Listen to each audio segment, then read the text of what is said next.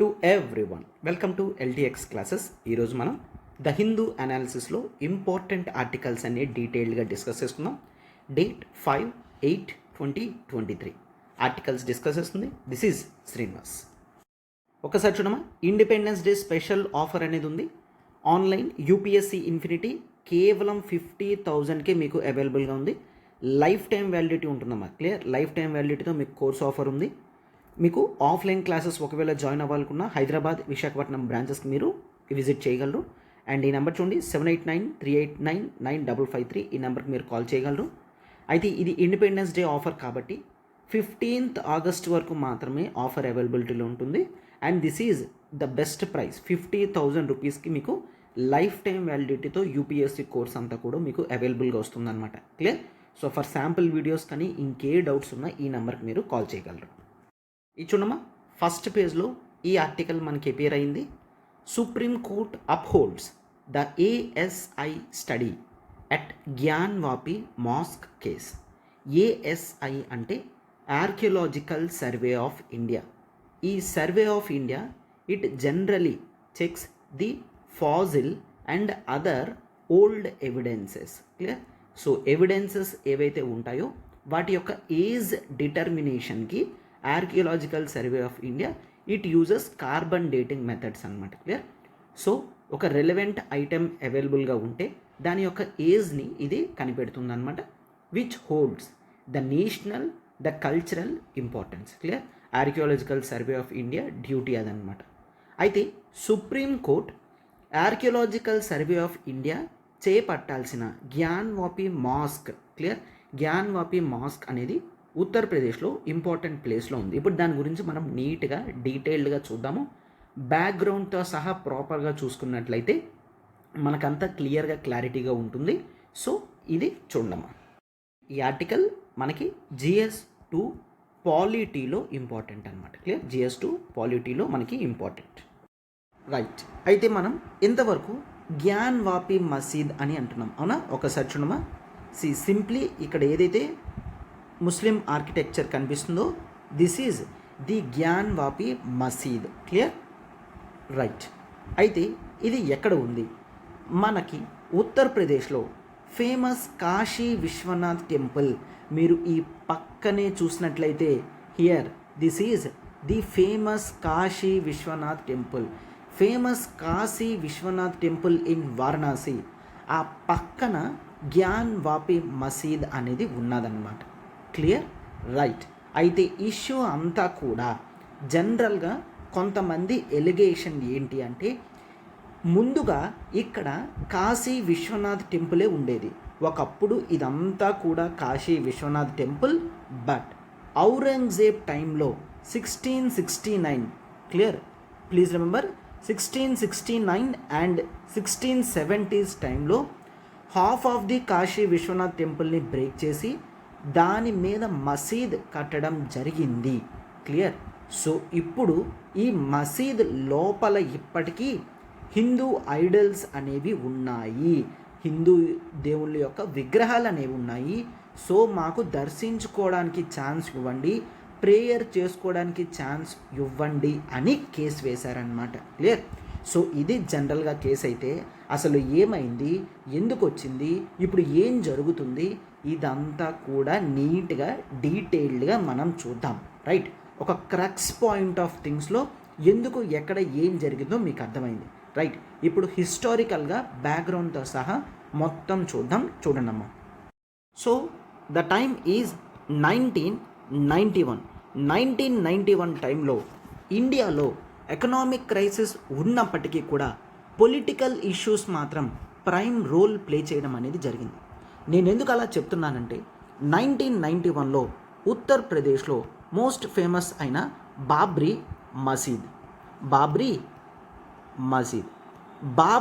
మసీద్ని కొంతమంది హిందూ కర్సేవక్స్. క్లియర్. హిందూ కర్సేవక్ అంటే హిందుత్వ గ్రూప్కి సంబంధించిన వాళ్ళు కొంతమంది ఈ బాబ్రీ మసీద్ని డెమోలిషన్ చేయడం జరిగిందనమాట. క్లియర్. బాబ్రీ మసీద్ని దే హ్యావ్ డెమోలిష్డ్. అంటే అర్థం ఏంటి? మసీద్ని పగలగొట్టేశారనమాట. ఎందుకు పగలగొట్టారు అంటే దే థింక్ దట్ ఎస్, ఇక్కడ ఒరిజినల్గా లార్డ్ శ్రీరామ బర్త్ ప్లేస్ ఇది. ముందు ఇక్కడ టెంపుల్ ఉండేది, దాన్ని పగలగొట్టి దాని ప్లేస్లో బాబ్రీ మసీద్ని కట్టడం జరిగింది. సో ఇది హిందువులకి చాలా ఇంపార్టెంట్ అయిన ప్లేస్ అని చెప్తూ అండ్ దాన్ని మేము తీసుకుంటున్నాము అన్న విధంగా కొంతమంది కర్సేవక్స్ వీళ్ళందరూ కలిపి ఈ మసీద్ని డెమోలిష్ చేయడం జరిగిందనమాట. క్లియర్? రైట్. ఈ టైంలో నేను ఆల్రెడీ చెప్పాను అవునా, ఇండియా 1991లో హ్యూజ్ ఎకనామిక్ క్రైసిస్లో ఉన్నప్పటికీ కూడా పొలిటికల్ థింగ్స్ అనేవి ఎకనామిక్ క్రైసిస్ కన్నా ఇంపార్టెంట్ రోల్ ప్లే చేయడం అనేది జరిగిందనమాట. ఇది ఎప్పుడైతే జరిగిందో వెంటనే 1991లోనే కొంతమంది yes there is other temple also, that is Kashi Vishwanath temple. Kashi Vishwanath temple వారణాసిలో కాశీ విశ్వనాథ్ టెంపుల్ పక్కన ఇప్పుడు చూపించాను కదమ్మా, అలానే జ్ఞాన్వాపి మసీద్ కూడా ఉంది. సేమ్ ఈ జ్ఞాన్వాపి మసీద్ కూడా ఈ కాశీ విశ్వనాథ్ టెంపుల్ని కొంతవరకు బ్రేక్ చేసి కట్టడం జరిగింది. సో అందుకని ఇప్పటికీ ఈ మసీదులో కూడా హిందూ దేవుల్ని చూస్తాము అని చెప్తున్నారన్నమాట. క్లియర్? రైట్. అయితే బాబ్రీ మసీద్ కేసు అనేది ఈరోజు సాల్వ్ అయిపోయింది అవునా. చాలా సంవత్సరాల తర్వాత సుప్రీంకోర్టు క్లియర్గా ఎస్ అక్కడ హిందూ టెంపుల్ అనేది ఉండేది, సో ప్లేస్ అంతా కూడా హిందూస్కి ఇచ్చేయండి అని చెప్తూ అండ్ మసీద్ కన్స్ట్రక్షన్కి ఒక మంచి ప్లేస్ని సెలెక్ట్ చేసి ఇవ్వమని స్టేట్కి చెప్పడం జరిగింది. రైట్. ఆ కేసు అలా ఉంచితే ఈ బ్యాక్గ్రౌండ్ అర్థం కావాలి కదా అని బాబ్రీ మసీద్ కేసు చెప్పడం జరిగిందనమాట. రైట్. సో ఈ కాశీ విశ్వనాథ్ టెంపుల్ పక్కన ఉన్న ఈ జ్ఞాన్వాపి మసీద్ లోపల ఇప్పటికీ కూడా లార్డ్ వినాయక్ ఐడల్స్ ఉన్నాయి అండ్ కొంతమంది గాడ్ ఐడల్స్ అనేవి ఉన్నాయి అండ్ ఇంకా మాతా శృంగార్ విగ్రహాలు కూడా ఉండడం జరిగింది. సో ఈ ఐడల్స్ అన్నీ కూడా హిందువులకి చాలా ఇంపార్టెంట్. ఇప్పటికీ బాబ్రీ మసీదులో అవి ఉన్నాయి. ఇప్పుడు అది మసీద్ అయిపోవడం వలన హిందూస్కి ఎలవెన్స్ అనేది లేదు, కేవలం ముస్లిమ్స్ మాత్రమే ఆ మసీదులో నమాజ్ చేస్తున్నారు అని చెప్పి కొంతమంది 1991లో వారణాసి డిస్ట్రిక్ట్ కోర్టులో కేసు వేయడం అనేది జరిగిందనమాట. అయితే ఆ కేసు నడుస్తున్నప్పుడే కొంతమంది ఎస్ అలహాబాద్ హైకోర్టుకి వెళ్ళి క్లియర్గా స్టే ఆర్డర్స్ అనేవి తీసుకొచ్చారు. క్లియర్? సో ఏం జరుగుతుందని చెప్పాను, 1991లోనే ఎప్పుడైతే దీన్ని ఓపెన్ చేశారో వారణాసి డిస్ట్రిక్ట్ కోర్టులో ప్రొసీడింగ్స్ అనేవి జరుగుతున్నప్పుడు కొంతమంది అలహాబాద్ హైకోర్టుకి వెళ్ళి ఉత్తరప్రదేశ్ది అలహాబాద్లో ఉంది హైకోర్టుకి వెళ్ళి ఈ డిస్ట్రిక్ట్ కోర్టు యొక్క ఆర్డర్స్ని కానీ ప్రొసీడింగ్స్ కానీ ప్రతిదాన్ని స్టే చేయడం జరిగిందనమాట. ఎస్ ఆ ఇష్యూ అలాగా 1991లోనే క్లోజ్ అయిపోయిందనమాట. అయితే ఇప్పుడు మనం ఒకవేళ మళ్ళీ చూసినట్లయితే మళ్ళీ ఈ కేసు అనేది మళ్ళీ ముందుకు వచ్చింది. ఎందుకు వచ్చింది అంటే ద ఇయర్ ఇట్ ఈజ్ 2021. గుర్తుంచుకోండి, 2021లో main 5 Hindu women, 5 Hindu women, these people belongs to the Vishwavedic Sanatan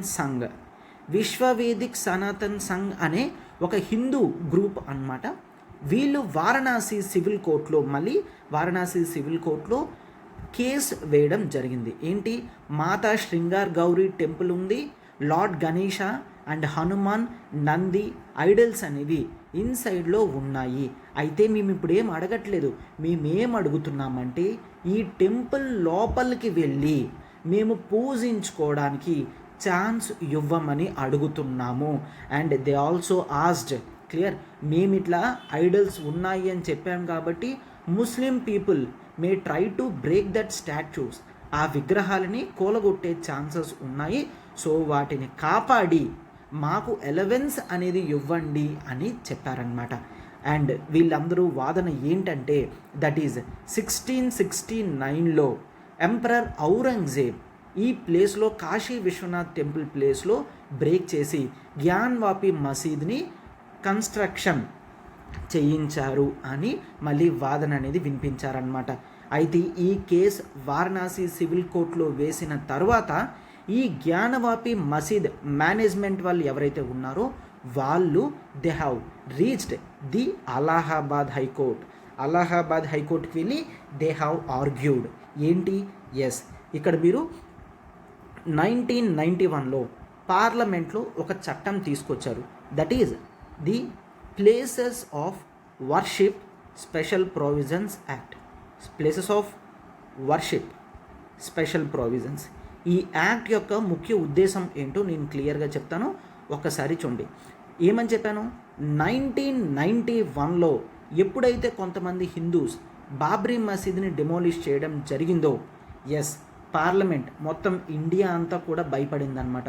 what if ఇలా కొంతమంది ఇప్పుడు హిందూస్ వెళ్ళి ముస్లిం కన్స్ట్రక్షన్స్ని బ్రేక్ చేస్తే, ఒకవేళ ముస్లిమ్స్ వచ్చి హిందూ కన్స్ట్రక్షన్స్ని బ్రేక్ చేస్తే ఎలా అవుతుంది?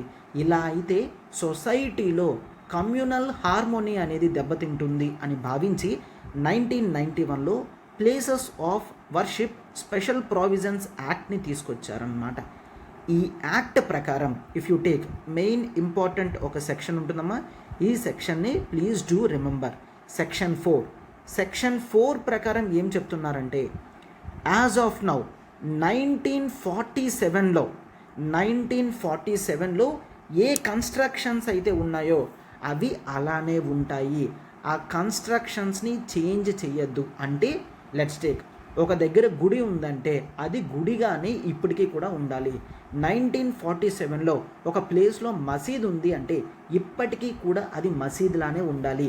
అండ్ ఒక్క ఎక్సెప్షన్, దట్ ఈస్ బాబ్రీ మసీద్. ఎందుకంటే ఆల్రెడీ బ్రేక్ చేసేసారు కాబట్టి మరింత తగువులు రావద్దని చెప్పి క్లియర్గా చెప్పేశారు.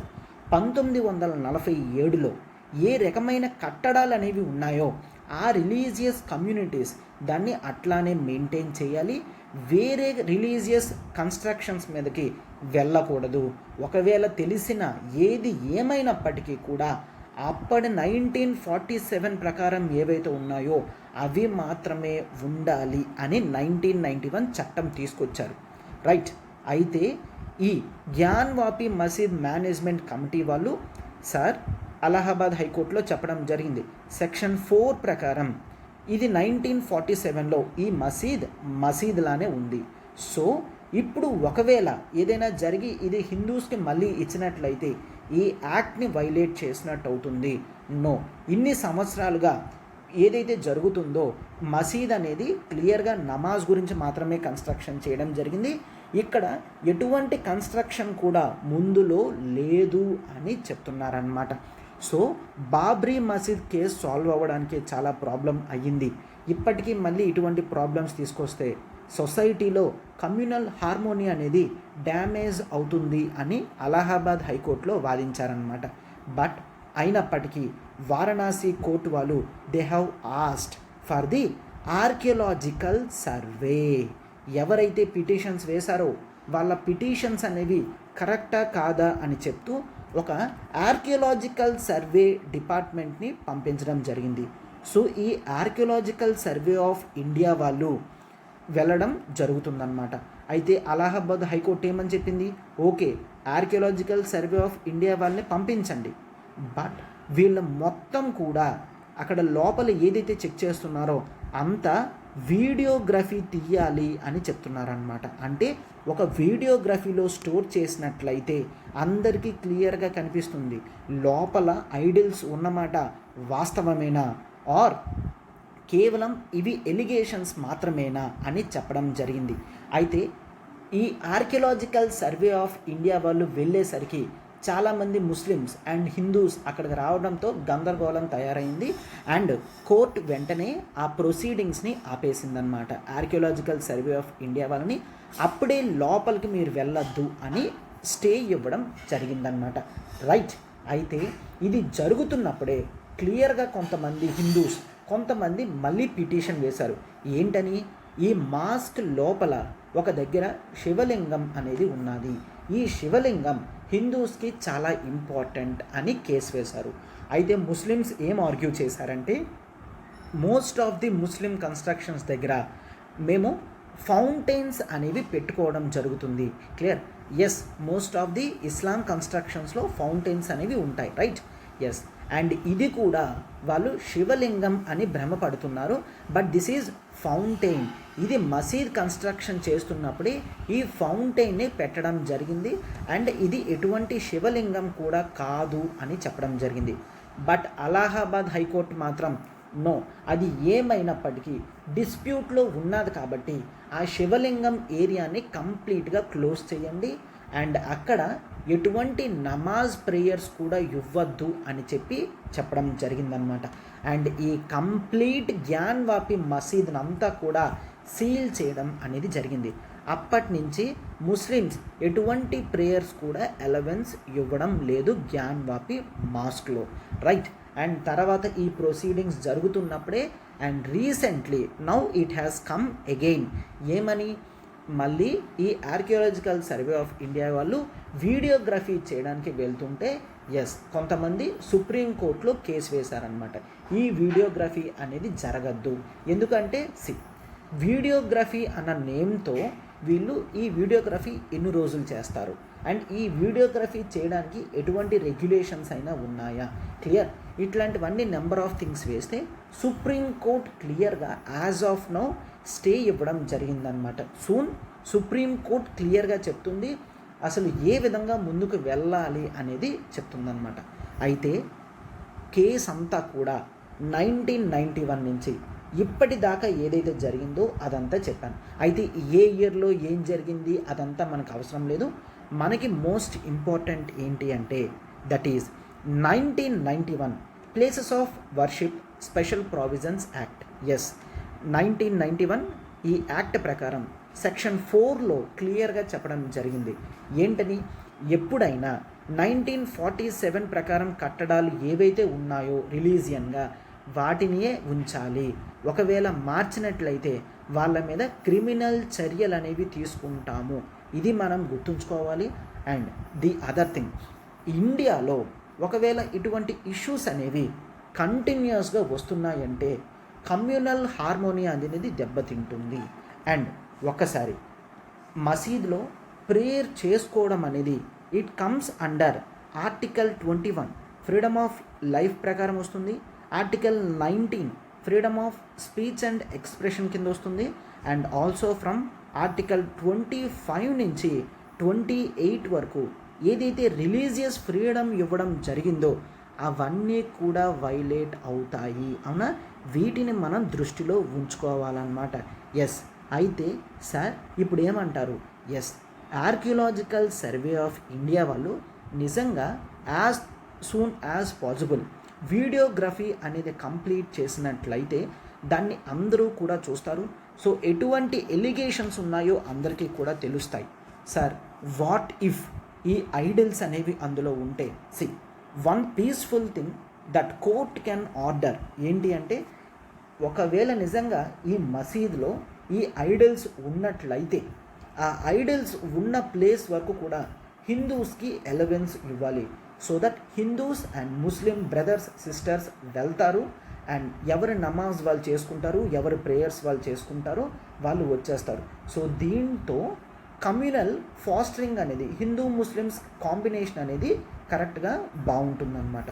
ఒకవేళ నిజంగా అందులో ఐడల్స్ అనేవి లేకపోతే నమాజ్ మొత్తం కూడా ఓపెన్ చేసి మళ్ళా ముస్లిమ్స్ ప్రేయర్స్ అనేవి అలవెన్సెస్ ఇవ్వాలన్నమాట. ఎటువంటిది కూడా లేకున్నా కేసు అనేది కేవలం కంటిన్యూస్గా డిలే చేస్తూ ఉంటే మాత్రం ఏ కమ్యూనిటీకి కూడా బెనిఫిట్ లేకుండా ఉంటుందన్నమాట. బట్ ఒకవేళ ఐడల్స్ అనేవి ఉన్నాయంటే పోలీస్ వాళ్ళు ఖచ్చితంగా స్ట్రిక్ట్ ప్రొటెక్షన్ మెషర్స్ అనేవి తీసుకోవాలి. ఎటువంటి కమ్యూనల్ క్లాషెస్ రాకుండా కేవలం కమ్యూనల్ హార్మోనీ ప్రివెయిల్ అయ్యే విధంగా జడ్జిమెంట్స్ అనేవి ఉండాలన్నమాట. అండ్ జడ్జిమెంట్స్ కూడా సెన్సిటివ్గానే ఉండాలి తప్ప ప్యూర్ లీగల్గా లా ప్రకారం వెళ్ళాల్సిన అవసరం లేదు అని మనం గుర్తుంచుకోవాలన్నమాట. రైట్? ఎస్. సో అర్థమైంది కదమ్మా. కేసు అంతా నీట్గా 1991 నుంచి బ్యాక్గ్రౌండ్ నుంచి కాన్స్టిట్యూషనల్ థింగ్స్ వరకు కూడా ప్రతిదీ లింక్ చేసి చెప్పడం అనేది జరిగింది. రైట్. సో ప్రతి ఆర్టికల్ని కూడా మనం ఇలా కాంప్రిహెన్సివ్గా నేర్చుకున్నట్లయితే లాంగ్ టర్మ్లో మనకి ఈ ఆర్టికల్స్ మళ్ళీ రిపీట్ అవుతున్నా సరే క్లియర్గా గుర్తుంటాయన్నమాట. Right. Yes. And independence day ఆఫర్లో చూడమా, ఆప్షనల్ ఇన్ఫినిటీ స్టార్ట్ చేయడం జరిగింది. కేవలం 22,500 రూపీస్ మాత్రమే మనం ప్రొవైడ్ చేస్తున్న optionals PSIR, sociology, public administration, anthropology, Telugu literature, live plus recorded classes మీకు ఆప్షనల్ అవైలబుల్గా ఉంటుంది with life time validity. And చూడండి 7893899553 ఈ నెంబర్కి మీరు కాల్ చేయగలరు. 15th August is the last date. Clear. 15th August is the last date. Anthropology optional వరకు కంప్లీట్గా నేను డీల్ చేయడం జరుగుతుంది. మీకు ప్రాపర్ నోట్స్తో సహా ఇవ్వడం అనేది జరుగుతుందన్నమాట. ఒకవేళ మీరు ఆప్షనల్ గురించి ఇంకే ఎంక్వైరీస్ ఉన్నా ఈ నెంబర్కి మీరు కాల్ చేయగలరు. ఈ ఆర్టికల్ చూడమా, supreme court stays Rahul's conviction for Modi surname remark. ఈ ఆర్టికల్ ఫ్రంట్ పేజ్లో మనకి రావడం జరిగింది. ఈ ఆర్టికల్ కూడా GS2 పాలిటీలో ఇంపార్టెంట్ ఆర్టికల్ అనమాట. సో ఒక్కసారి ఆర్టికల్ని బ్యాక్గ్రౌండ్తో సహా మొత్తం చూడమా. రాహుల్ గాంధీ గారు the honourable the MP of Lok Sabha 2019 Karnataka ఎలక్షన్స్లో మోడీ సర్నేమ్ గురించి మాట్లాడడం జరిగింది. అసలు ఏం జరిగింది అంటే రాహుల్ గాంధీ గారు ర్యాలీలో like any other political parties అనుకున్నట్టునే ఖచ్చితంగా అపోజిషన్స్ మీద కొన్ని మాటలు అనేవి యూజ్ చేయడం జరుగుతుంది. అలానే ఇక్కడ రాహుల్ గాంధీ గారు ఏమంటున్నారంటే ఎందుకో తెలియదు కానీ మోడీ సర్నేమ్తో ఉన్న వాళ్ళందరూ కూడా థీవ్స్, దొంగలు అని చెప్పి కంపారిజన్ చేయడం జరిగింది. ఎందుకంటే నీరవ్ మోడీ కానీ ఇట్లాంటి ఎగ్జాంపుల్స్ చెప్తూ వీళ్ళందరూ కూడా దేశం యొక్క ధనాన్ని దోచుకొని వేరే కంట్రీస్కి వెళ్ళి సెటిల్ అయిపోతున్నారు. ఇట్లా మోడీ నేమ్తో ఉన్న వాళ్ళందరూ కూడా దొంగలు అని చెప్తూ నరేంద్ర మోడీ గారికి కూడా మన ప్రైమ్ మినిస్టర్ కూడా అటువంటి వ్యక్తే అని చెప్పడం జరిగింది. క్లియర్. అయితే జనరల్గా అందరూ కూడా దాన్ని ఒక ఫెయిర్ క్రిటిసిజం. ఎస్. ఎందుకంటే గవర్నమెంట్ అపోజిషన్ పొలిటికల్ పార్టీ లీడర్స్ని అంటుంది, అపోజిషన్ వాళ్ళు కూడా గవర్నమెంట్ పొజిషన్లో ఎవరైతే ఉంటారో వాళ్ళ మీద కూడా క్రిటిసిజం అనేది వేయడం జరుగుతుంది. సో దాన్ని ఒక ఫెయిర్ క్రిటిసిజంగా తీసుకోవాలి తప్ప పొలిటికల్గా మైలేజ్ పొందడానికి ఏ విధంగా కూడా ట్రై చేయకూడదు. బట్ ఇక్కడ ఏమైంది, ఎస్, ఎప్పుడైతే మోడీ సర్నేమ్ గురించి మాట్లాడడం జరిగిందో గుజరాత్లో ఉన్న ఒక వ్యక్తి రాహుల్ గాంధీ గారి మీద కేసు వేశారనమాట. ఏ కేసు వేశారు? డిఫమేషన్ కేసు వేయడం జరిగింది. అంటే పరువు నష్టం దావా వేశారనమాట. సో గుజరాత్లో సెషన్స్ కోర్ట్ రాహుల్ గాంధీ గారిని పిలిచారు అండ్ మొత్తం చూసిన తర్వాత మ్యాక్సిమం పనిష్మెంట్ డిఫమేషన్లో మ్యాక్సిమం పనిష్మెంట్ 2 years ఉంటుందన్నమాట. క్లియర్. 2 years జైలు ఉంటుంది. సో ఈ 2 years జైల్ని, ఈ శిక్షని రాహుల్ గాంధీ గారికి వేశారు. అయితే రాహుల్ గాంధీ గారికి ఈ 2 years జైలు శిక్ష వేసిన తర్వాత there is one act, that is representation of peoples act section 8 clause 3. Section 8 clause 3 ప్రకారం ఏ ఎంపీ అయినా ఎమ్మెల్యే అయినా 2 years ఒకవేళ కన్విక్షన్ పొందారు అంటే ఏదైనా అఫెన్స్ చేసి కోర్టు యాక్సెప్ట్ చేసి పనిష్మెంట్ ఇచ్చింది అంటే దాన్ని కన్విక్షన్ అని అంటాం. ఇట్లా 2 years కన్విక్షన్ ఏ ఎమ్మెల్యే కానీ ఎంపీ కానీ పొందారు అంటే వాళ్ళకి నెక్స్ట్ 6 years వరకు కూడా ఎలక్షన్స్లో నిలుచోవడానికి లేకున్నా ప్రావిజన్ ఉందన్నమాట. క్లియర్. రైట్. ఈ సెక్షన్ 8 clause 3ని Lilly Thomas versus Union of India, Lilly Thomas versus Union of India 2013లో సుప్రీంకోర్టు తీర్పిచ్చిందనమాట. Lilly Thomas versus Union of India కేసులో supreme court accepted as representation of peoples act section 8 clause 3లో ఏదైతే ఉందో అది కరెక్టే, దాన్ని మేము క్యాన్సిల్ చేయలేము. యాక్ట్ ఎప్పుడు తీసుకొచ్చారు? Representation of peoples act this is in 1951. So 1951లో యాక్ట్లో ఏ ప్రొవిజన్ అయితే ఇక్కడ ఉందో అది కరెక్టే, దాన్ని మేము క్యాన్సిల్ చేయలేము అని చెప్పి సుప్రీంకోర్టు ఈ కేసులో దీన్ని యాక్సెప్ట్ చేసింది. అండ్ ఇప్పుడు సెషన్స్ కోర్ట్ వాళ్ళు రాహుల్ గాంధీ గారికి చూసి ఆ 2 years శిక్ష వేశారు. సో దట్ అతను 2 years జైల్లో ఉండడం మాత్రమే కాదు, నెక్స్ట్ 6 years కూడా అతను ఎలక్షన్స్లో పార్టిసిపేట్ చేయకూడదు. అంటే లిటరల్లీ పొలిటికల్ యాంగిల్ నుంచి డైరెక్ట్గా అతన్ని 8 years డిస్టెన్స్లో ఉంచాలి అని భావించి ఇవ్వడం జరిగిందనమాట. క్లియర్. కొంతమంది లాయర్స్ కూడా ఏమంటున్నారంటే అంత మ్యాక్సిమం డిఫమేషన్ కేస్ వేయాల్సినంత పరిస్థితి లేదు, అంత గ్రావిటీ సిచ్యువేషన్ కూడా కాదు, అంటే అంత హార్మ్ఫుల్గా ఏం చేశారు. ఒకవేళ రాహుల్ గాంధీ గారు మాట్లాడడం వల్ల కమ్యూనల్ హార్మోనీ దెబ్బతిన్నది, కొన్ని రిలీజియన్స్ మధ్యన చాలా క్లాషెస్ వచ్చాయి అండ్ చాలా వరకు కూడా చనిపోవడం జరిగింది, అల్లర్లు జరిగాయి, స్టెబిలిటీ అనేది స్టేట్లో మిస్ అయింది, డిజార్డర్ కలిగింది, ఇట్లాంటివి జరిగితే అప్పుడు మ్యాక్సిమం పనిష్మెంట్ వేసిన ఉంటుంది. బట్ మోడీ సర్నేమ్ని అట్లా అన్నారు అని చెప్పి ఈ విధంగా 2 years జైలు శిక్ష వేయడం కరెక్ట్ కాదు. ఒకవేళ కేవలం ఒక్కరోజు తక్కువ వేసిన, అంటే 2 years కాకుండా లెట్స్ టేక్ 1.5 year వేసిన, 1 year 8 months, 1 year 10 months, 1 year 11 months punishment వేసినట్లయితే ఈ 6 years ప్రొవిజన్ ఏదైతే ఉందో section 8 clause 3 of RPA act అది వర్తించదు. బట్ చూసి క్లియర్గా వాళ్ళు ఈ ప్రొవిజన్ అప్లై అవ్వాలి అన్న దురుద్దేశంతోనే 2 years జైలు శిక్ష వేశారు అని కొంతమంది చెప్తున్నారన్నమాట. క్లియర్. రైట్. అయితే నేను ఆల్రెడీ చెప్పాను ఏంటని, డెమోక్రసీలో ఫెయిర్ క్రిటిసిజం అనేది లేకపోతే పొలిటికల్ పార్టీస్ అన్నీ కూడా డెమోక్రసీని ప్రజలకు ఇవ్వవు, కేవలం అక్కడ కింగ్డమ్ మాత్రమే ఉన్నట్టు ఒక మోనార్క్ స్టైల్లో వెళ్ళిపోతుందన్నమాట. అపోజిషన్ లేని డెమోక్రసీ అనేది మంచిది కాదు అని చాలామంది పొలిటికల్ ఫిలాసఫర్స్ చెప్తున్నారు. సో ఇక్కడ మనం అది అబ్జర్వ్ చేయాలన్నమాట. రైట్. అయితే సెషన్స్ కోర్ట్ ఇలా తీర్పిచ్చిన వెంటనే పార్లమెంట్ సెక్రటేరియట్ వాళ్ళు రాహుల్ గాంధీ గారికి నోటీస్ ఇచ్చారు. ఏంటి, తన ఎంపీ స్టేటస్ని తీసేశారు. వెంటనే తన ఎంపీ స్టేటస్ని తీసేశారు అండ్ సెషన్స్ కోర్ట్ తీర్పుని గుజరాత్ హైకోర్టులో రాహుల్ గాంధీ గారు సవాల్ చేశారు. అయితే ఈ గుజరాత్ హైకోర్టు కూడా సెషన్స్ కోర్ట్ చెప్పిందే అప్హెల్డ్ చేశారు తప్ప ఇంకేమీ కూడా చెప్పలేదు. సో ఈ గుజరాత్ హైకోర్టు నుంచి సుప్రీంకోర్టుకి రాహుల్ గాంధీ గారు అపీల్కి వెళ్ళారు అండ్ సుప్రీంకోర్టులో అతనికి ఊరట అనేది దొరికింది. అంటే ఏంటి, సుప్రీంకోర్టు టోటల్ ఈ కన్విక్షన్ మీద స్టే వేసిందనమాట. నో, మేము పూర్తిగా మళ్ళీ పరిశీలించే వరకు ఈ కన్విక్షన్ చెల్లదు. అంటే as of now Rahul Gandhi గారు ఎంపీఏ అండ్ నెక్స్ట్ 2024లో వస్తున్న ఎలక్షన్స్లో అతను పార్టిసిపేట్ చెయ్యొచ్చు అని చెప్పి మీనింగ్ అనమాట. క్లియర్. అయితే సుప్రీంకోర్టు క్లియర్గా తన షాక్ని చెప్తుందన్నమాట.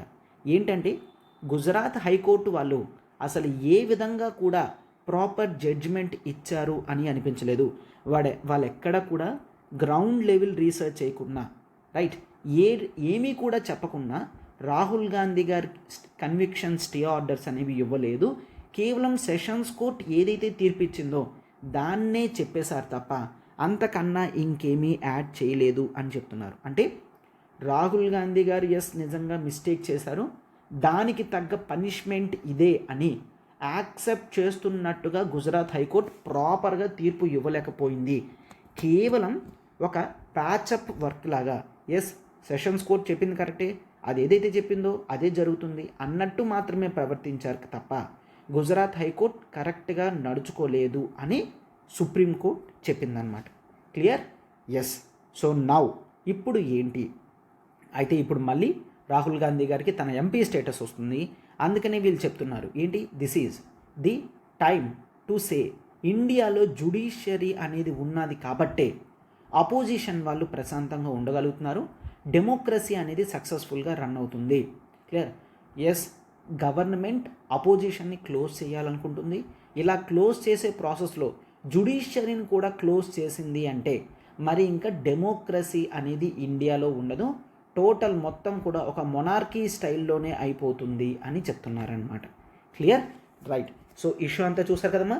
2019లో రాహుల్ గాంధీ గారు ఇలా అనడం వలన గుజరాత్లో ఒక వ్యక్తి పరువు నష్టం దావా వేశారు. దాంట్లో సెషన్స్ కోర్ట్ రాహుల్ గాంధీ గారికి 2 years పనిష్మెంట్ ఇచ్చింది. ఎప్పుడైనా 2 years పనిష్మెంట్ వస్తే representation of peoples act 1951 section 8 clause 3 ప్రకారం వాళ్ళు నెక్స్ట్ 6 years కూడా ఎలక్షన్స్లో పార్టిసిపేట్ చేయకూడదన్నమాట.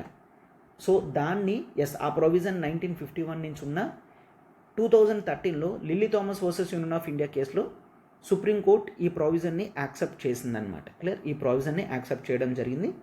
సో వెంటనే సెషన్స్ కోర్ట్ని మళ్ళీ రిక్వెస్ట్ చేస్తే వాళ్ళు యాక్సెప్ట్ చేయలేదు. దాన్ని తీసుకొని గుజరాత్ హైకోర్టులో అపీల్కి వెళ్తే గుజరాత్ హైకోర్టులో కూడా ఎటువంటి బెనిఫిట్ రాహుల్ గాంధీ గారికి రాలేదు. Then he gone to the సుప్రీంకోర్టులో ఇతనికి కాస్త స్కోప్ అనేది దొరికింది అని చెప్తున్నాం. Clear, right. Independence day special offer, combo offer తీసుకొని రావడం జరిగింది. మీరు ఏ 2 కోర్సెస్ పిక్ చేసుకున్నా ఇక్కడ కేవలం 10,000 కోర్స్ వర్త్ 20,000 అయినా 15,000కే ఇవ్వడం జరుగుతుంది. అయితే మీకు NCERT foundation, current affairs, answer writing, target prelims, ethics, SI, CSAT course ఏ కోర్స్ కాంబోలో తీసుకున్నా మీకు 2 కోర్సెస్ కేవలం 15,000కే వస్తాయన్నమాట. లైఫ్ టైం వ్యాలిడిటీ అనేది ఉంటుందమ్మా. మీరు ఏ కోర్స్ తీసుకున్నా లైఫ్ టైం వ్యాలిడిటీ ఉంటుంది. అయితే ఇండిపెండెన్స్ డే ఆఫర్ కాబట్టి వ్యాలిడిటీ ఆగస్ట్ 15th వరకు మాత్రమే. సో ఇమీడియట్లీ మీరు మీ కాంబో ప్యాక్స్ని మీరు సెలెక్ట్ చేసుకోవచ్చు. అండ్ ఈ నెంబర్ చూడండి 7893899553. ఈ నెంబర్కి మీకు కాల్ చేయగలరు. ఏ డౌట్ ఉన్నా సరే ఈ నెంబర్తో మీరు ఇన్ఫర్మేషన్ తెలుసుకోగలరు. నెక్స్ట్ ఆర్టికల్ చూడమ్మా, ఏ టెంటేటివ్ రీథింక్. ఈ ఆర్టికల్ అనేది మనకి జనరల్ స్టడీస్ పేపర్ 3 ఎకానమీలో important.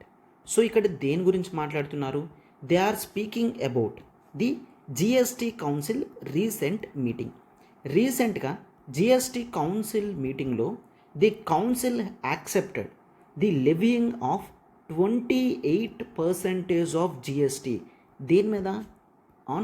Online gaming industry. Clear, online gaming industry మీద 28% ఆఫ్ జిఎస్టీ. ఇది మాత్రమే కాదు, హార్స్ రేసింగ్ మీద 28% ఆఫ్ జిఎస్టీ ప్లస్ కెసినోస్ మీద 28% ఆఫ్ జిఎస్టీ. అంటే ఈ తరహాలో ఉన్న గేమ్స్ వాటి మీద 28% ఆఫ్ జిఎస్టీ అనేది లెవీ చేయడం జరిగింది. అయితే ఉన్న స్టేట్స్లో కేవలం గోవాకి, సిక్కిం ఈ 2 స్టేట్స్ మాత్రమే పూర్తిగా అపోజిషన్ అనేవి చూపించాయి. ఎందుకు? Majority of the economy for the 2 states కేవలం ఈ కెసినోస్ అండ్ ఆన్లైన్ గేమింగ్ వల్ల వస్తుందన్నమాట. గోవాలో చాలా వరకు కూడా ఈ గేమ్స్లోనే ఎక్కువ రెవెన్యూ జనరేట్ అవుతుంది. ఈవెన్ ఫారినర్స్ కూడా గోవాని విజిట్ చేయడానికి గల కారణం ఏంటి అంటే అక్కడ ఉన్న liberal rules for these type of games. And horse racings కూడా జనరల్గా చాలా వరకు జరుగుతున్నాయన్నమాట. క్లియర్. అయితే ముందుగా అసలు ఇష్యూ ఎక్కడ స్టార్ట్ అయింది, ఏం స్టార్ట్ అయింది? ద థింగ్ ఈజ్ దట్ ఎవరైతే ఈ గేమ్స్కి అలవాటు పడ్డారో వాళ్ళు ఎటువంటి జాబ్స్ కూడా చేయడం మానేసి ఉన్న అసెట్స్ అన్నిటినీ కూడా యూజ్ చేసి లిక్విఫై చేసి వాటిని గేమ్స్లో పెడుతున్నారు. సో ఎప్పుడైతే ఒక ఫ్యామిలీలో ఎర్నింగ్ చేయాల్సిన ఈ విధంగా గేమ్స్కి ఎడిక్ట్ అయిపోతే ఫ్యామిలీ పరిస్థితి ఏంటి? సో ఇక్కడ గవర్నమెంట్ ఏం చెయ్యాలి అనుకుందంటే ఒకవేళ మనం ట్యాక్సెస్ అనేవి ఎక్కువ లెవీ చేసినట్లయితే అప్పుడు ఆడాలి చెయ్యాలి అన్న ఇంట్రెస్ట్ పోతుంది. సో దట్ ఆ మోటివేషన్తో వాళ్ళు వర్క్స్ చేసుకుంటారు అని అనుకున్నది. క్లియర్. అంటే ఇక్కడ మీనింగ్ ఏంటి అంటే లెట్స్ టేక్ ఈ ఎవ్రీడే ఒక 1,000 రూపీస్ స్పెండ్ చేస్తున్నాడు అనుకోండి. అయితే అక్కడ 1,000 రూపీస్ సరిపోదు. ఈ 28% జిఎస్టీ వల్ల ఎవ్రీడే 1,280 రూపీస్ 1,300 రూపీస్ దాకా ఖర్చు అవుతుంది అనుకోండి. అంటే 1,000 రూపీస్ అవ్వాల్సిన చోట 1,300 వెళ్తుంది. అంటే అతను ఎక్స్ట్రా అమౌంట్ పెట్టాల్సి ఉంటుంది. ఎప్పుడైతే ఈ ఎక్స్ట్రా అమౌంట్ పెట్టాల్సి వస్తుందో అతను ఆగే ఛాన్సెస్, ఖర్చు పెట్టే విషయంలో తగ్గి ఆలోచించే ఛాన్స్ పెరుగుతుంది అని చెప్తున్నారు.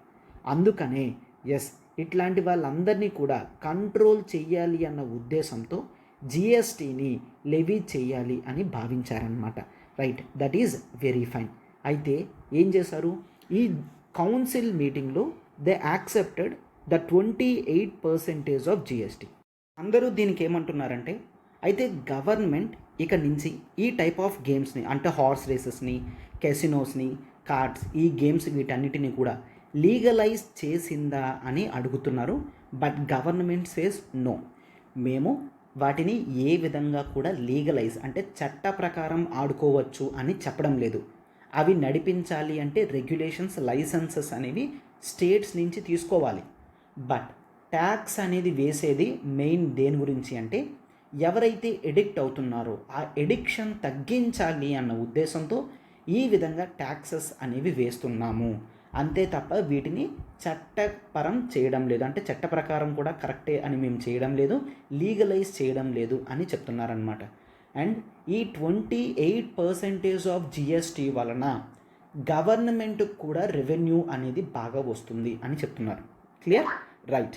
అయితే ఇక్కడ మెయిన్ ఇష్యూ ఏంటి అంటే ఈ విధమైన ట్యాక్సెస్ 28% జిఎస్టీ పెట్టిన తర్వాత main Goa and Sikkim states వాళ్ళు ఒప్పుకోవడం లేదు, చాలా ప్రాబ్లం అవుతుంది మాకు అని చెప్తున్నారు. అండ్ ఈ ఇండస్ట్రీస్లో ఎవరైతే ఉన్నారో వాళ్ళందరూ కంప్లైంట్ చేస్తున్నారనమాట. ఏమని? This is a sunrise sector, అంటే దీంట్లో చాలా ఎకనామిక్ ఆపర్చునిటీస్ అనేవి ఉన్నాయి, దేశానికి ఎకానమీ అనేది వస్తుంది, చాలామందికి ఎంప్లాయ్మెంట్ ప్రొవైడ్ చేస్తుంది అని చెప్తున్నారనమాట. ఇప్పుడు ఒకేసారి 28% జిఎస్టీ పెట్టడం వలన వీళ్ళందరి యొక్క హోప్స్ కానీ గోల్స్ కానీ అన్నీ కూడా మాయమైపోతాయి. ఈ సన్ రైజ్ సెక్టర్ బ్రేక్ అయిపోతుంది, మరి గ్రో అవ్వదు.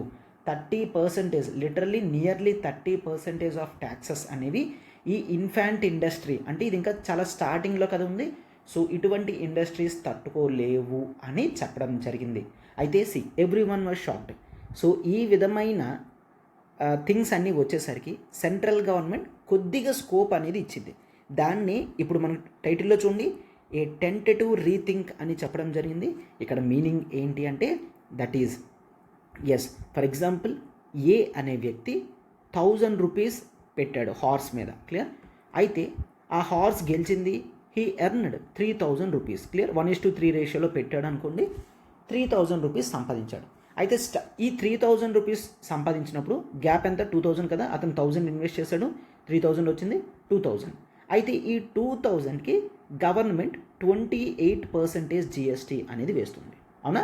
రైట్. అయితే లిటరలీ చెప్పాలంటే అతనికి 2450, దట్ ఈజ్ 1450 రూపీస్ మిగిలింది అనుకోండి. ట్యాక్సెస్ కట్టిన తర్వాత అతనికి 1450 రూపీస్ మిగిలింది. ఇప్పుడు ఈ 1450ని మళ్ళీ రీఇన్వెస్ట్ చేశాడు అనుకోండి, అర్థం ఏంటి?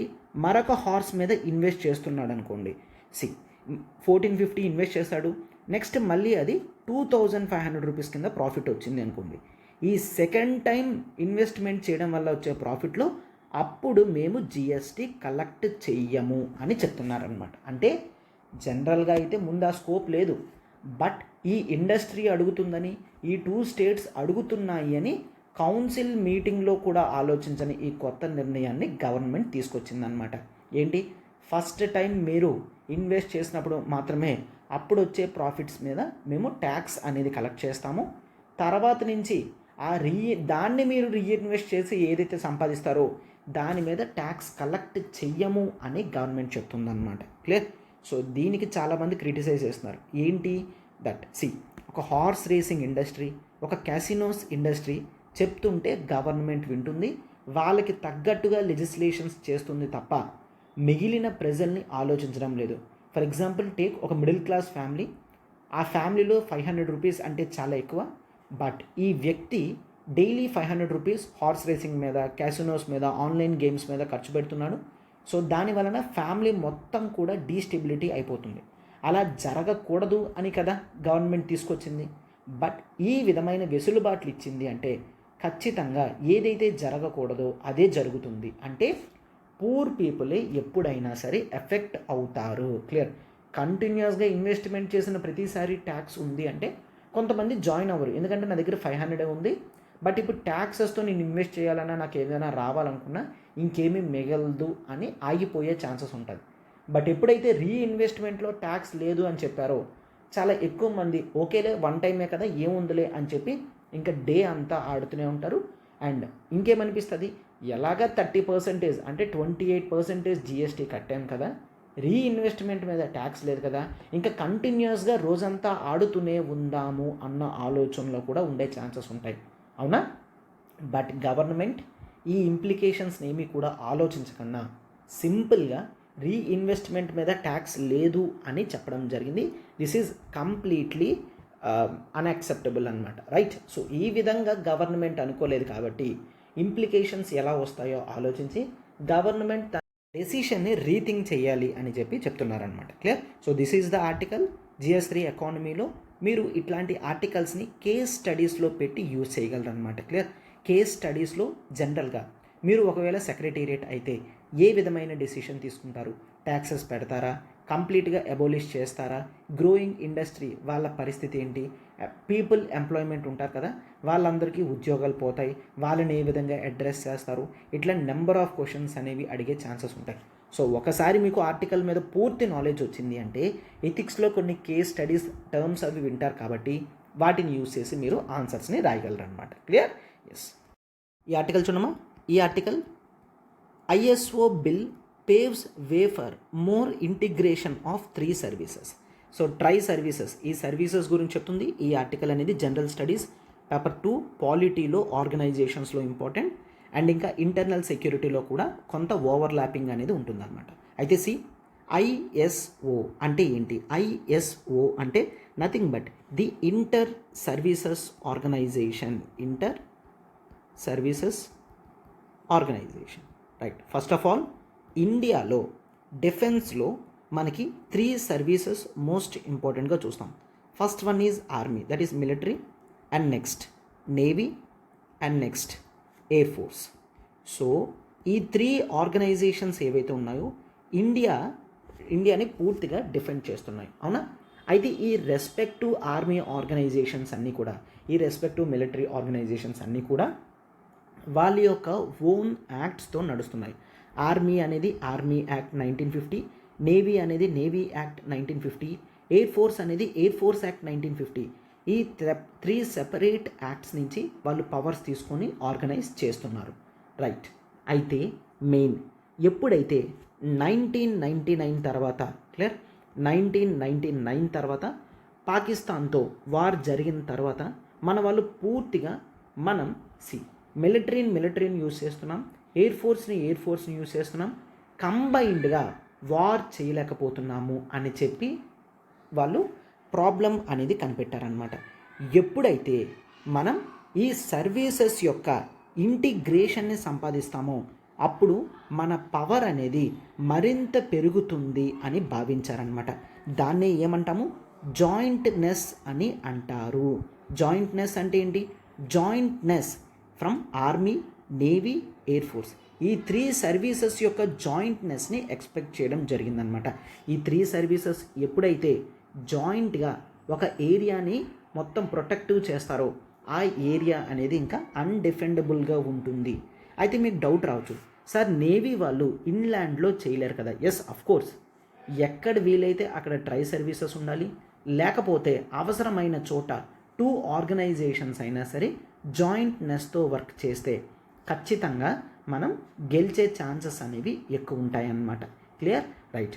ఈ ఆలోచన అంతా కూడా 1999 కార్గిల్ వార్ తర్వాత ఇండియాలో మిలిటరీ ఆర్గనైజేషన్స్ చీఫ్స్ కానీ అండ్ డిఫెన్స్ మినిస్ట్రీస్ కానీ సెక్రటేరియట్స్ కానీ అందరూ కూడా ఆలోచించి దానికి అనుగుణంగా అడుగులు వేయడం జరిగిందనమాట.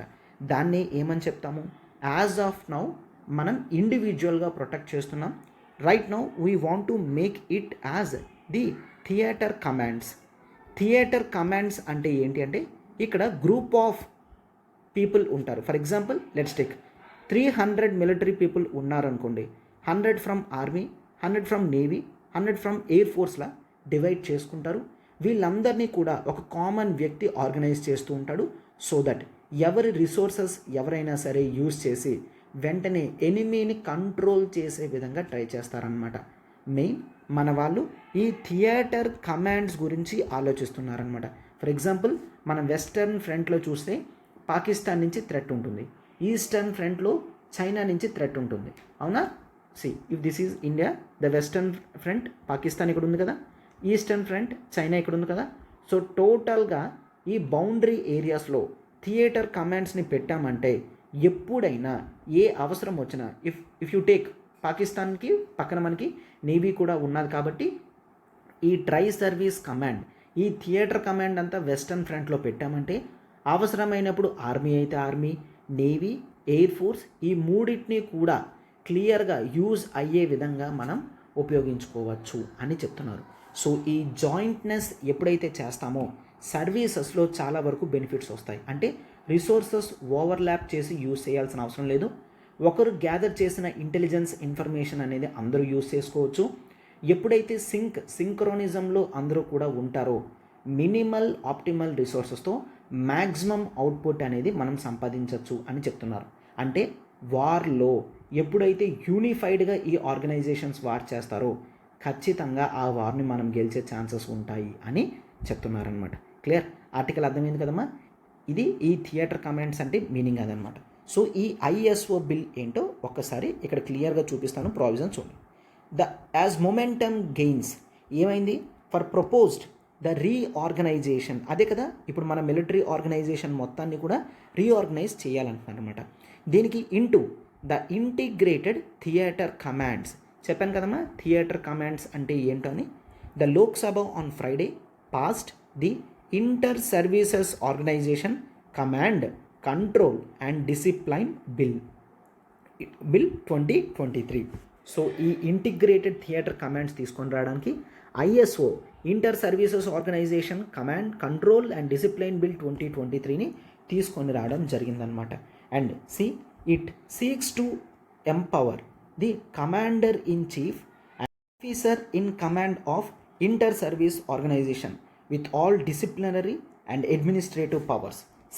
కమాండర్ ఇన్ చీఫ్కి and officer in command of ISO organisation వాళ్ళకి డిసిప్లినరీ అండ్ అడ్మినిస్ట్రేటివ్ పవర్స్ అనేవి ఇవ్వడం జరుగుతుంది in respect of personnel serving in or attached to such organisation.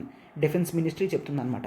అంటే ఫర్ ఎగ్జాంపుల్ ఇప్పుడు మిలిటరీ పీపుల్ మిస్టేక్ చేస్తే డిసిప్లినరీ ఆర్గనైజేషన్స్ అనేవి military అంటే నథింగ్ బట్ ఆర్మీ మాత్రమే తీసుకోగలది. నేవీ పీపుల్ డిసిప్లినరీ మిస్టేక్స్ చేస్తే నేవీ మాత్రమే పనిష్మెంట్ ఇవ్వగలది.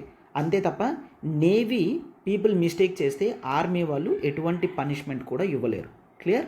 అంటే అడ్మినిస్ట్రేషన్ కానీ డిసిప్లినరీ యాక్షన్స్ కానీ మిగిలిన వాళ్ళు వేరే వాళ్ళ మీద తీసుకోలేరు.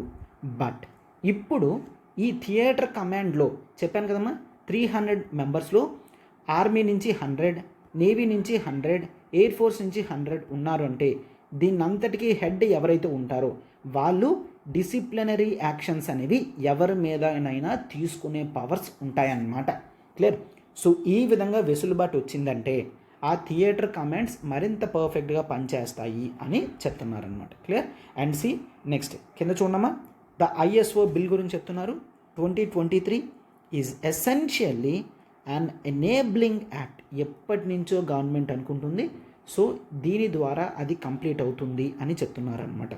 And it does not propose any change in the existing services acts, rules, regulations which are time tested and have withstood the judicial scrutiny over the last 6 decades. అంటే ఈ సర్వీస్ బిల్లో కేవలం ఇట్లా థియేటర్ కమాండ్స్ గురించి మాత్రమే చెప్తున్నాను తప్ప individual army యాక్ట్లో, ఇండివిజువల్ నేవీ యాక్ట్లో, ఇండివిజువల్ ఎయిర్ ఫోర్స్ యాక్ట్లో ఎటువంటి అమెండ్మెంట్స్ కానీ చేంజెస్ కానీ చేయడం లేదు. ఎందుకంటే ఆల్రెడీ ఆ రెస్పెక్టివ్ యాక్ట్స్లో ఉన్న ప్రొవిజన్స్ అన్నీ కూడా సరైనవే. చాలాసార్లు సుప్రీంకోర్టు కూడా వాటిని చెక్ చేసింది, ఎటువంటి ప్రాబ్లం కూడా లేదు అని చెప్తున్నారనమాట. డన్. సో ఇదమ్మా ఆర్టికల్. ఈ బిల్ ప్రొవిజన్స్ అనేవి పూర్తిగా ఇంకా మనకు రాలేదు. ఒకవేళ ఎపియర్ అయితే మళ్ళీ మనం చూస్తాము. But as of now please do remember jointness అంటే ఏంటి, ఇంటిగ్రేషన్ అంటే ఏంటి, థియేటర్ కమాండ్ అంటే ఏంటి, ఇట్లాంటివన్నీ కూడా చూసుకోవాలన్నమాట. మెయిన్ ఈ థియేటర్ కమాండ్ వల్ల అడ్వాంటేజెస్ అందరూ ఏం చెప్తారంటే ఎప్పుడైతే ఈ థియేటర్ కమాండ్ ఉంటుందో అది చాలా స్మాల్గా ఉంటుంది. స్మాల్గా ఉండడం వలన దాన్ని ఈజీగా మనం వెంటనే గ్రూప్ అప్ చేయగలమన్నమాట. ఫర్ ఎగ్జాంపుల్ సడన్గా చైనా వార్ డిక్లేర్ చేసిందంటే మన ఆర్మీని, నేవీని, ఎయిర్ ఫోర్స్ని అందరినీ ఇంటిగ్రేట్ చేసేసరికి చాలా టైం పడుతుంది.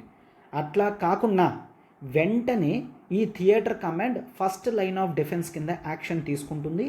అండ్ ఈ తక్కువ మెంబర్స్లో ఇంటిగ్రేషన్ అనేది ఈజీగా ఇమీడియట్గా చేరుకోగలం అని చెప్తున్నారనమాట. క్లియర్? రైట్. సో దీనివలన మనకి ఎటువంటి థ్రెట్స్ వచ్చినా సరే డిఫెండ్ చేసే విధంగా హెల్ప్ అవుతుంది అని చెప్తున్నారు. Done? Yes. And I request everyone to join our Telegram channel. So Telegram ఛానల్లో జాయిన్ అవ్వడం వల్ల మీకు daily current affairs PDFs upload చేయడం జరుగుతుంది. ఎంసీక్యూస్ మీకు అవైలబుల్గా ఉంటాయి. ఇంపార్టెంట్ బుక్స్, ఆర్టికల్స్ షేర్ చేయడం జరుగుతుంది. మెయిన్స్ ఆన్సర్ రైటింగ్ టిప్స్ కానీ, ఎక్స్ప్లెయినర్ వీడియోస్ కానీ, and daily mains questions and institute వీడియోస్కి మీకు ఎర్లీ యాక్సెస్ అనేది అవైలబుల్ ఉంటుంది. సో మీరు టెలిగ్రామ్ జాయిన్ అవ్వగలరు. అండ్ ఇంకేమైనా డౌట్ ఉన్నా ఈ నెంబర్కి మీరు కాల్ చేయగలరు.